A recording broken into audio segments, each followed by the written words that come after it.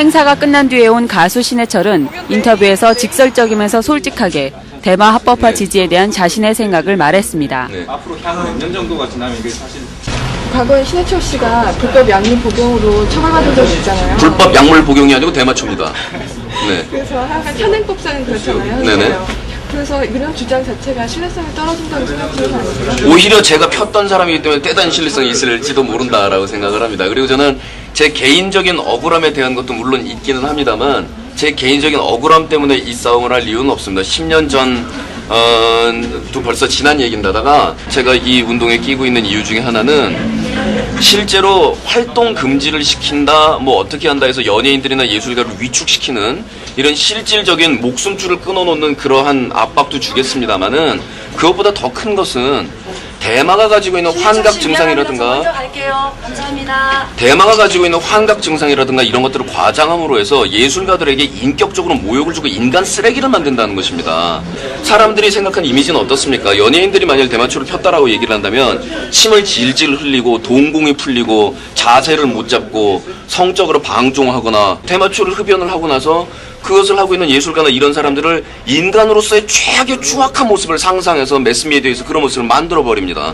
저는 그 사람들을 감옥에 가두든 벌금으로 처벌을 하든 다 좋은데 사람을 그렇게까지 추악한 모습을 만들어야 하겠느냐. 거기에 대해서는 정말로 감정적으로 분개를 느낍니다.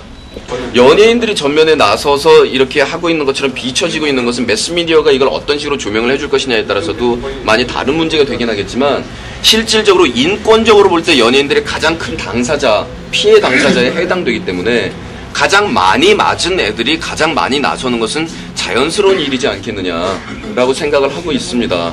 그리고 대마초에 관한 이런 이야기들이 지금까지 수십 년 동안 벌어지면서 집중적으로 연예인들이 타겟이 되어서 집중적으로 타겟 수사가 벌어졌던 것, 이것은 부인할 수 없는 현실이지 않습니까?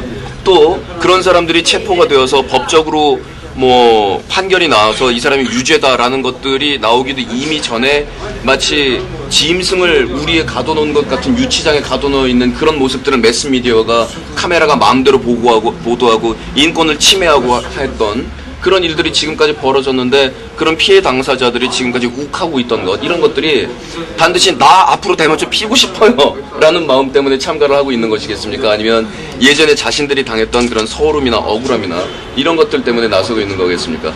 이것이 언제 이루어질 것인가가 문제가 아니라 이런 문제들이 항상 세상에서 끊임없이 발생하고 존재하는 한 끊임없이 싸워야 하고 끊임없이 관심을 가져야 하고 끊임없이 우리가 이야기를 계속 해나가는 것, 이것이 훨씬 더 중요한 것이 아니냐. 언제 이 싸움에 승리할 것이냐가 문제가 아니라 우리가 손을 잡고 같이 얘기해 봅시다라는 분위기를 만들어 나가는 것. 우리 사회에서는 이것이 인정을 받느냐 못 받느냐의 문제가 아니라 이야기하는 것조차가 금지되어 있었습니다. 문제를 제기하는 것만으로도 인격 파탄자가 됐습니다. 문제를 제기하고 이야기를 하고 서로 화를 내지 않고 너는 나쁜 놈, 너는 나랑 의견이 틀리니까 넌 바보, 이런 얘기를 하지 않고 화를 내지 않고 그래요? 그런가요? 그럼 이건 이렇게 해볼까요? 이렇게 할 수도 있을까요? 아, 그런 생각은 그렇습니까? 하고 이야기를 계속해 나갈 수 있는 사회가 된다면 이미 그것만으로도 절반 이상은 달성되는 게 아닐까 하는 생각을 해봅니다.